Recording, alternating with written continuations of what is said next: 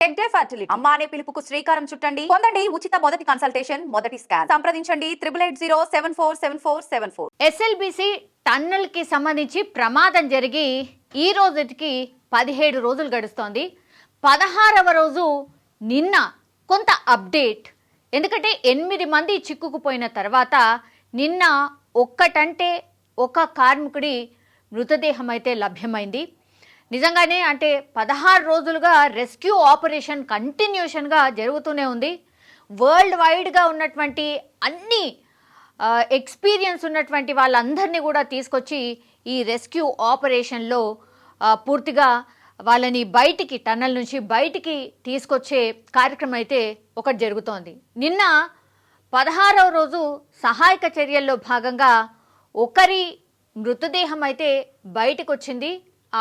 ఆ పేరు వచ్చేసి రాబిన్స్ ఆపరేటర్ గుర్ప్రీత్ సింగ్గా గుర్తించింది. ఈ గుర్ప్రీత్ సింగ్ ఈయనదొక special category or special place అని చెప్పొచ్చు. ఎందుకంటే గుర్ప్రీత్ సింగ్ పంజాబ్కి సంబంధించిన వాసి. ఈయన 20 ఏళ్ల నుంచి కూడా ఇట్లా టెక్నికల్ ఫీల్డ్లో ఆర్ ఇట్లా టన్నల్లో ఒక ఆపరేటర్గా అయితే పనిచేస్తున్నారు. వీళ్ళ ఫ్యామిలీతోని కూడా మనం మాట్లాడడం జరిగింది. గుర్ప్రీత్ సింగ్ ఈయనకి 2 అమ్మాయిలు ఉన్నారు. ఫ్యామిలీ అంతా కూడా పంజాబ్లోనే ఉంటుంది. అయితే వీళ్ళ చాచా అట్లాగే వీళ్ళ తమ్ముడు టన్నల్కి దగ్గరలో ఒక రూమ్లో స్టే చేస్తూ ఏం జరగచ్చు ఏంటి అనేది కూడా పూర్తిగా కనుక్కునే ప్రయత్నం అయితే చేస్తున్న సిచ్యువేషన్ అయితే మనకైతే కనిపించింది.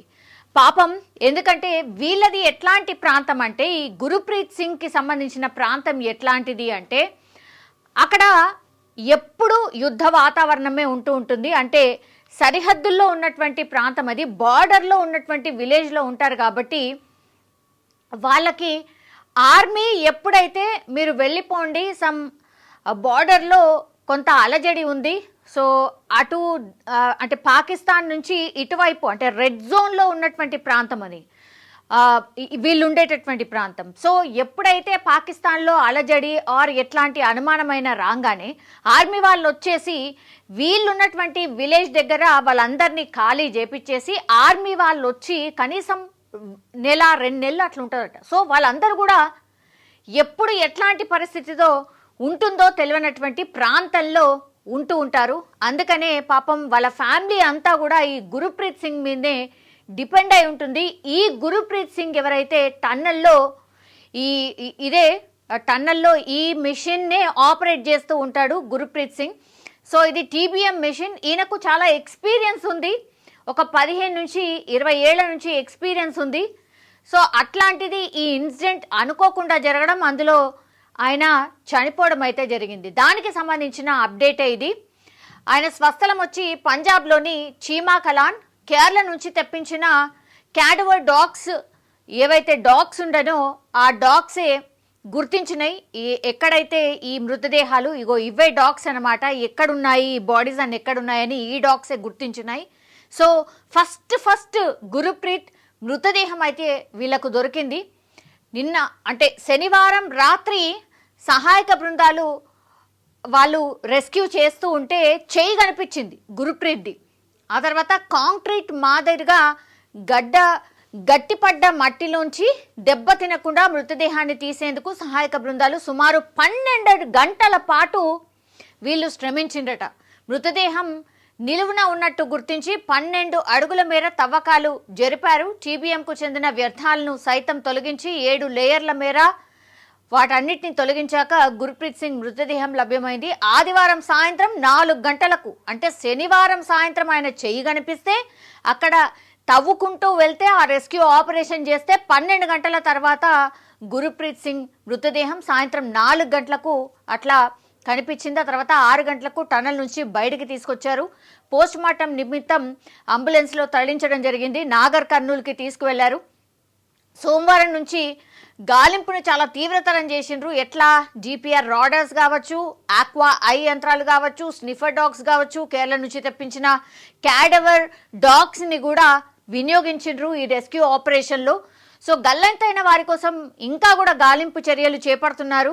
8 మందిలో కేవలం ఒక్కరి మాత్రమే జాడ తెలిసింది, అది గుర్ప్రీత్ సింగ్. ఇంకా 7గురి జాడ అసలు తెలియనటువంటి సిచ్యువేషన్. కాబట్టి గురువారం రంగంలోకి దిగారు క్యాడవర్ డాగ్స్. 2 ప్రాంతాలను గుర్తించాయి. వాళ్ళు D1 అండ్ D2 అని వాటిని కోడ్ చేసుకొని ఇప్పుడు D2 ప్రాంతంలో ఈ శునకాలు ఎక్కడైతే D1 D2 ఉండొచ్చు అని అజ్యూమ్ చేసినాయో D2 ప్రాంతంలో తవ్వడం స్టార్ట్ చేశారు. అప్పుడు గుర్ప్రీత్ సింగ్ బయటపడ్డాడు. సో ఇంకా అక్కడ బాడీస్ ఉండుంటాయి. సో వాటిని కూడా తీసే ప్రయత్నం అయితే చాలా సీరియస్గా జరుగుతోంది. సింగరేణి, రాట్ మైనర్స్, చెరువు ప్రాంతాల్లో తవ్వకాలు జరుపుతున్నారు. శనివారం రాత్రి ఓ చేయి ఉన్నట్టు NDRF అసిస్టెంట్ కమాండెంట్ హరీష్ గుర్తించిండు. తవ్వకాలు అక్కడే జరిపిండ్రు. సో ఈ ప్రాంతం టన్నెల్లో 13.8 కిలోమీటర్ల ప్రాంతంలో వీళ్ళని గుర్తించిండ్రు. TBMకు 50 మీటర్ల దూరంలో ఉన్నట్టు గుర్ప్రీత్ బాడీ గుర్తించిండ్రు. క్యాడవర్ డాగ్స్ గుర్తించిన మరో ప్రాంతం TBMకు 16 మీటర్ల దూరంలో ఉంది.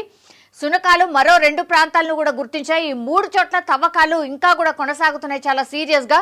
సో ఈ ప్రాంతం సున్నితంగా ఉందని సింగరేణి మైనర్స్ చెప్తున్నారు. వాళ్ళ ఎక్స్పీరియన్స్ని బట్టి ఈ ప్రాంతాల్లో TBM నుంచి 10 నుంచి 16 మీటర్ల దూరంలో ఉన్నాయి. అక్కడ ఊట నీటిని తొలగిస్తూ ఉండగా మిగతా మట్టి కాంక్రీట్ మాదిరిగా గట్టిగా తయారవుతూ తవ్వకాలకు ఆటంకంగా మారుతోంది. సహాయక బృందాలపై పైనుంచి మట్టి పెళ్లలు కూలకుండా ఉండేందుకు దుంగల్ని కూడా ఏర్పాటు చేస్తున్నారు. పైనుంచి ఏం పడకుండా ఉండడానికి వీటిని సపోర్ట్గా వినియోగించి తవ్వకాలు జరుపుతున్నారు. క్యాడవర్ డాగ్స్ గుర్తించినటువంటి ఈ ప్రాంతంలోనే ప్రస్తుతం చాలా సీరియస్గా తవ్వకాలు కూడా జరుపుతున్నారు. మానవ అట్లాగే జంతు కళేబరాల అవశేషాలను వేరువేరుగా గుర్తిస్తాయి. ఏంటి ఈ కేరళకు సంబంధించిన వైపరీత్యాలు జరిగినప్పుడు కూడా ఈ డాగ్స్ని కూడా క్యాడవర్ డాగ్స్ని కూడా ఉపయోగిస్తున్నారు. కాబట్టి ఈ క్యాడవర్ డాగ్స్కి సంబంధించిన స్పెషాలిటీ ఏంటంటే ఇవి మనిషి కళేబరాలా లేకపోతే జంతువుకు సంబంధించిన కళేబరాలా, వాటి డిఫరెన్స్ను కూడా వీటికి తెలుస్తూ ఉంటాయి. అందుకని ఈ డాగ్స్ని తీసుకొచ్చారు. 17 శునకాలను కొనుగోలు చేసిండ్రు. ఏంటిది ఈ ఇట్లాంటి కేరళలో ఈ వైపరీత్యాలు జరిగినప్పుడు గుర్తించడానికని ఇట్లాంటి డాగ్స్ని ఒక 17 అయితే పూర్తిగా ట్రైనప్ చేసి ఉంచారు. సో ఆ శునకాలనే ఇక్కడికి తీసుకొచ్చారు. ఇవే ఇప్పుడు గుర్ప్రీత్ సింగ్ని బయటికి తీసుకురావడానికి కూడా ఉపయోగపడింది అని చెప్పొచ్చు. ఇప్పుడు గుర్ప్రీత్ సింగ్ బాడీ దొరికిన తర్వాత అతిపెద్ద చర్చ ఏంటంటే మరి ఈ ఫ్యామిలీస్ని ఎట్లా ఆదుకోబోతున్నారు, ఆ కుటుంబాన్ని ఎట్లా ఆదుకోబోతున్నారు అని. సీఎం అయితే ఒక ప్రామిస్ చేసిండ్రు.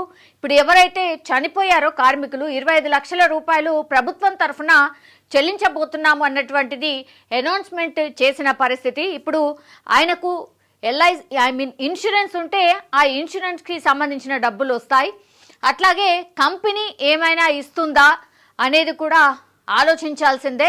అండ్ అగైన్ కేంద్రం ఏమైనా సహాయం చేస్తుందా ఇది కూడా కొంతమేర ఆలోచించాల్సిందే. సో ఏది ఏమైనా అంటే రాష్ట్ర సర్కార్ ఒక మంచి ప్రయత్నానికి ఈ నీళ్ల ద్వారా ఈ టన్నెల్ నిర్మిస్తే నల్గొండ సస్యశ్యామలం అవుతుంది, సాగునీరు అందుతుంది, అట్లాగే తాగునీరు ఫ్లోరోసిస్ లేకుండా ఉండే తాగునీరు కూడా అందించే కార్యక్రమం. కాబట్టి దీన్ని పెద్ద ఎత్తున చాలా సీరియస్గా చేస్తున్నటువంటి టైంలో జరిగినటువంటి అనుకోనటువంటి ఇన్సిడెంట్. కాబట్టి చాలా మంది ఎక్స్పెక్ట్ చేస్తున్నారు ఏంటంటే ఎస్ డెఫినెట్లీ ఈ 8 మంది 16 రోజులు అయిపోయింది, వాళ్ళ 17వ రోజు. సో ఒక్క బాడీ మాత్రమే దొరికింది. ఆ బాడీలని ఎట్లాగైనా బయటికి తీసి వాళ్ళ కుటుంబాలకి ఇచ్చే ప్రయత్నం అయితే చాలా సీరియస్గా సర్కార్ అయితే చేస్తోంది. అయితే గుర్ప్రీత్ సింగ్ని ఎట్లా గుర్తించిందంటే ఆయన చేతికి ఉన్నటువంటి కడెం ఫస్ట్ యాక్చువల్లీ ఆయన చేతే బయటపడింది తవ్వుతుంటే, కాబట్టి ఆ చేతికి కడెం ఉంది. అట్లాగే ఆయన హైట్, పర్సనాలిటీ, కలర్ చూసిన తర్వాత వాటిని గుర్తించి ఎస్ ఈ గుర్ప్రీత్ సింగే అని నిర్ధారణకు వచ్చిండ్రు. ఆ తర్వాతనే ఫ్యామిలీ మెంబర్స్ని పిలిపించడం, తర్వాత ఆ ఈ బాడీని వాళ్ళకు అప్పగించడం అయితే జరిగింది. కానీ అత్యంత బాధాకరం ఈ ఇన్సిడెంట్ అయితే. ఇది ఒక గుణపాఠం కూడా. ఒకవేళ టన్నల్లో ఏదైనా కార్యక్రమాలు గవర్నమెంట్ తీసుకుంటే మరి ఎట్లాంటి ప్రాంతాల్లో ఎట్లా ఈ ప్రమాదాలు జరగకుండా ఈ తవ్వకాలు జరపాలి అనేది కూడా ఒక లెసన్ అన్నమాట. ఫర్దర్గా ఇంకెప్పుడైనా ఇట్లాంటి సంఘటన జరిగితేగినా వీళ్ళు ఎట్లయితే రెస్క్యూ చేసిండ్రో ఇట్లా రెస్క్యూ ఇలా కాకుండా ఇలా చెయ్యొచ్చు అనేది ఒక గుణపాఠం లాగా అనుకోవచ్చు. సో ఈ రెస్క్యూ ఆపరేషన్స్లో పాపం 16 రోజుల నుంచి కూడా వీళ్ళు ఎవరైతే రెస్క్యూలో పాల్గొంటున్నారో వాళ్ళ ఫ్యామిలీస్ అందరినీ కూడా వదిలేసి ఆ తర్వాత వీళ్ళు కూడా నిజం చెప్పాలంటే వాళ్ళ ప్రాణాల్ని కూడా పణంగా పెట్టి మిగతా 8 మంది ఎవరైతే అందులో చిక్కుకుపోయి ఉన్నారో వాళ్ళని బయటికి తీసుకొచ్చే కార్యక్రమం అయితే చేస్తున్నారు. ఫస్ట్ వీళ్ళందరికీ అయితే హ్యాట్స్ ఆఫ్ చెప్పాల్సిందే నిజం చెప్పాలంటే.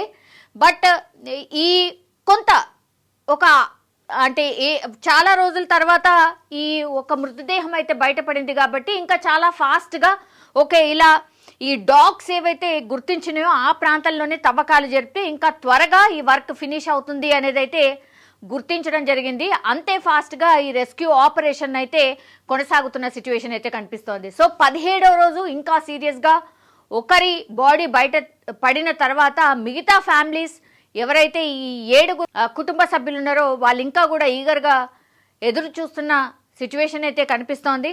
మరి చూడాలి ఇంకా ఎన్ని రోజులు పడుతుందో మిగతా 7 మృతదేహాల్ని బయటకు తీయడానికి అనేది చూడాల్సిందే.